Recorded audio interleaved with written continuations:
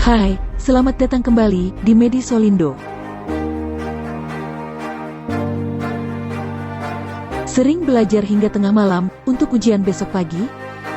Atau berusaha menyelesaikan banyak pekerjaan dalam waktu singkat? Stres adalah respon fisik bawaan yang menyebar begitu cepat ke seluruh tubuhmu. Ini lebih dari sekedar emosi. Dalam jangka pendek, stres bisa membawa manfaat. Namun ketika terjadi terlalu sering, atau bahkan lama, respon stres primitif kita untuk melawan atau menghindari tidak hanya akan mengubah otak, namun juga akan merusak banyak organ atau sel lain dalam tubuh kita.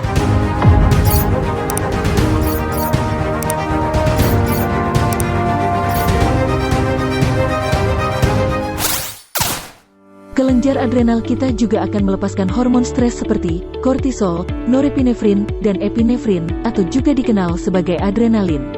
Saat semua hormon tersebut menyebar melalui pembuluh darah, mereka akan sampai dengan mudah dan cepatnya menuju jantung. Adrenalin kita membuat jantung akan berdetak lebih cepat, hingga menaikkan tekanan darah, yang lambat laun dapat menyebabkan hipertensi. Kortisol juga dapat membuat endotelium, atau lapisan tipis dalam pembuluh darah, tidak akan berfungsi normal. Para ilmuwan kini tahu bahwa ini adalah langkah awal yang memicu terjadinya aterosklerosis atau proses penumpukan lemak, kolesterol, dan zat lain pada dinding arteri. Kesemua perubahan-perubahan ini berpotensi dapat meningkatkan risiko serangan jantung atau stroke. Ketika merasakan stres, otak akan mengaktifkan sistem saraf otonom. Melalui jaringan koneksi saraf ini, otak akan mengkomunikasikan stres ke sistem saraf pada saluran pencernaan. Selain menyebabkan perasaan gugup, stres juga membuat koneksi antara otak ke usus, dapat menyebabkan terjadinya gangguan terhadap ritme kontraksi alami usus, dan kemudian menyebabkan sindrom iritasi usus, hingga dapat meningkatkan kepekaan usus terhadap asam. Hal ini yang biasanya membuat kita lebih rentan, merasakan perih di bagian dada, saat stres berlangsung.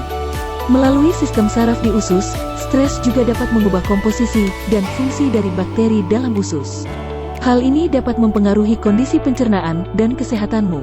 Bicara tentang pencernaan, apakah stres kronis mampu mempengaruhi lingkar pinggangmu? Jawabannya, iya. Hormon kortisol dapat meningkatkan nafsu makan kita. Ia yang bertugas meminta tubuh kita untuk mengisi ulang simpanan energi pada tubuh dengan makanan yang berenergi dan berkarbohidrat. Kadar hormon kortisol yang tinggi juga bisa membuat kita menambah kalori ekstra dalam bentuk lemak visceral atau lemak yang ada di dalam rongga perut dan dapat menutupi organ internal tubuh lainnya.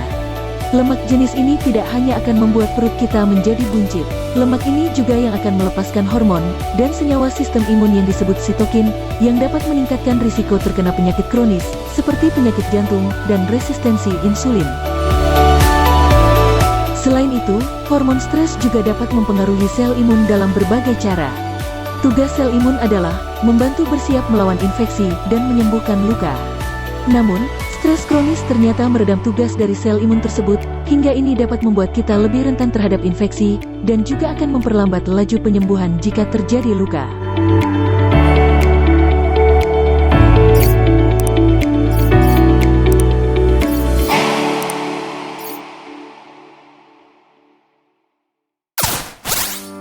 Kamu ingin berusia panjang? Kamu mungkin harus mengurangi stres kronis. Karena stres memiliki keterkaitan dengan telomer yang pendek. Telomer adalah bagian paling ujung dari kromosom yang akan menandakan usia sel. Telomer ini melindungi kromosom agar DNA dapat direplikasi setiap kali sel membelah tanpa merusak kode genetik sel. Dan mereka akan memendek setiap terjadi pembelahan sel. Saat telomer menjadi terlalu pendek, maka sel tidak bisa lagi membelah dan akan mati. Tidak hanya itu, stres kronis juga memiliki banyak cara untuk merusak kesehatanmu. Jerawat, kerontokan rambut, disfungsi seksual, sakit kepala, ketegangan otot, kesulitan konsentrasi, mudah lelah, dan mudah marah adalah cara stres dalam merusak kesehatanmu.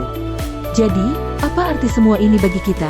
Hidup kita akan selalu dipenuhi dengan situasi yang membuat stres. Namun, yang terpenting bagi otak dan seluruh tubuhmu adalah bagaimana cara kamu menghadapi stresnya. Apabila kamu memandangnya sebagai tantangan yang dapat dikuasai, daripada sebagai ancaman yang sulit dilalui, maka performa kesehatanmu akan lebih baik dalam jangka pendek. Dan hal terpentingnya adalah, kita akan tetap sehat dalam jangka panjangnya. Semoga video ini bermanfaat. Dukung terus channel ini, agar terus bisa memperkaya persepsi dan wawasan kita bersama, dengan menekan tombol subscribe dan like-nya. Terima kasih telah menonton.